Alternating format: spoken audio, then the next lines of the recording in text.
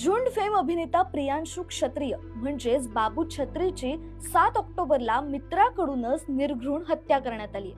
2022 साली आलेल्या नागराज मंजुळे दिग्दर्शित झुंड या चित्रपटामुळे तो चांगल्याच चर्चेत आला होता.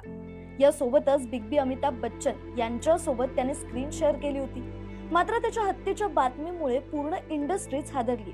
मुळात प्रियांशु हा गुन्हेगारी प्रवृत्तीचा होता. त्याच्यावर आधीही गंभीर गुन्हे दाखल करण्यात आले होते. त्यानंतर नागराज मंजुळे यांनी त्याची निवड चित्रपटासाठी केली आणि तो चमकला. मात्र चित्रपटानंतरही त्याने आपली गुन्हेगारी प्रवृत्ती सोडली नव्हती. आपल्या मित्रांसोबत तो नेहमीच कायम अंमली पदार्थांचं व्यसन आणि इतर गोष्टी करतच होता. 7 ऑक्टोबरच्या रात्री नागपूर मधल्या जरीपटका इथे रात्री प्रियांशु आणि त्याचा मित्र ध्रुव साहू हे दारू पिऊन बसले होते. दारूच्या नशेत त्यांच्यामध्ये एका कारणावरून कडाक्याचं भांडण झालं. या भांडणातच आधी प्रियांशूने त्याच्याकडे असलेला चाकू काढला.